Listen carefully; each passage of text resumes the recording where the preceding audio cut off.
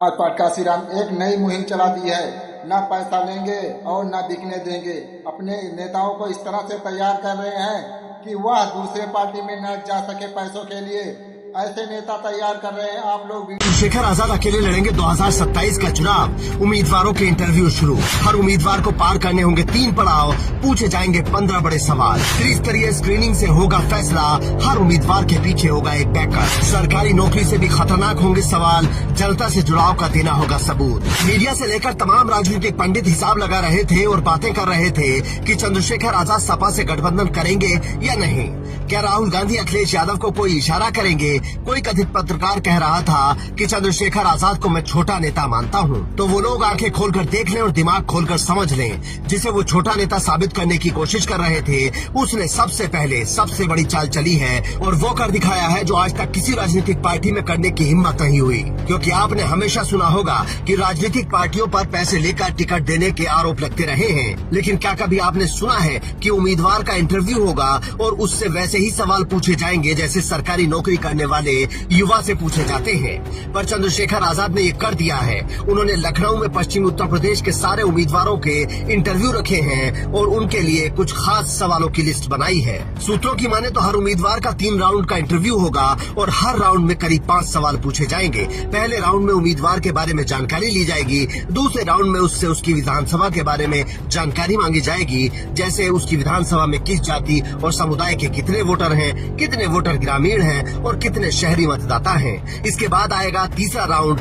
जो सबसे खतरनाक होगा, क्योंकि इस राउंड में खुद चंद्रशेखर आजाद उम्मीदवार की विचारधारा का टेस्ट लेंगे और जनता की सेवा के लिए उसका प्लान जानेंगे। अगर कोई उम्मीदवार इन तीनों राउंड को पार कर लेता है तो उसे हरी झंडी दे दी जाएगी और विधानसभा में काम करने को कहा जाएगा। मतलब जब दूसरी पार्टियां गठबंधन खेल रही हैं, तब चंद्रशेखर आजाद ने उम्मीदवारों की लिस्ट तैयार कर ली है और प्लानिंग कितनी फुल प्रूफ है इसका अंदाजा आप इस बात से लगा सकते हैं कि एक विधानसभा सीट पर किसी एक उम्मीदवार को फाइनल नहीं किया जा रहा है, बल्कि नंबर 2 और नंबर 3 के उम्मीदवार को भी साथ में रखा जाएगा, ताकि अगर पहले उम्मीदवार में कोई दिक्कत होती है तो दूसरे नंबर वाले को टिकट मिलेगा और अगर उसमें भी कोई दिक्कत आती है तो तीसरे उम्मीदवार को टिकट दे दिया जाएगा। ऐसा शायद इसलिए किया जा रहा है कि आजकल उम्मीदवारों के नामांकन बहुत रद्द होते हैं और बाद में वो चुनाव आयोग के चक्कर काटते रहते हैं। इसके अलावा चंद्रशेखर आजाद ने विचारधारा के आधार पर उम्मीदवारों को चुनने का फैसला किया है, क्योंकि नेता सत्ता के लालच में पार्टियां बदलते रहते हैं। इसीलिए उन्होंने सबका बैकग्राउंड चेक करके और विचारधारा से जुड़े लोगों को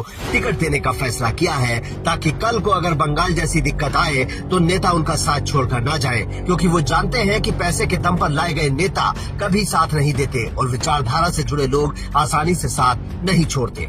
इसीलिए चंद्रशेखर आजाद चाहते हैं कि जो भी उम्मीदवार चुने जाएं, वो पूरी तरह से विचारधारा से जुड़े हों और समाज के लिए काम करना चाहते हों। अब समझिए कि पार्टियां चंद्रशेखर आजाद से क्यों बच रही हैं, क्यों उनके साथ गठबंधन में अड़चन आती है। इसके पीछे है चंद्रशेखर आजाद की मेहनत और उनका जमीन पर काम करने का तरीका।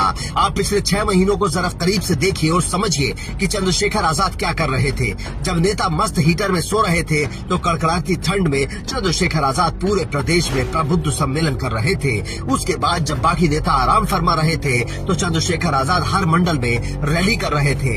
इसके बाद जब बाकी नेता चुनाव के बारे में सोच रहे थे तो चंद्रशेखर आजाद सत्ता परिवर्तन यात्रा कर रहे थे। और अब जब वो लोग यात्रा के बारे में सोच रहे हैं तो चंद्रशेखर आजाद अपने उम्मीदवारों की स्क्रीनिंग कर रहे हैं। मतलब वो बाकी नेताओं से एक नहीं बल्कि 4 कदम आगे हैं और इसी वजह से सारे शहजादे उनसे घबरा रहे हैं। आप भी कमेंट करके बता सकते हैं कि क्या चंद्रशेखर आजाद बाकी नेताओं से बहुत आगे की सोच रहे हैं, और शेयर करके इसे दूसरों तक भी पहुंचा सकते हैं। Bureau report, India news.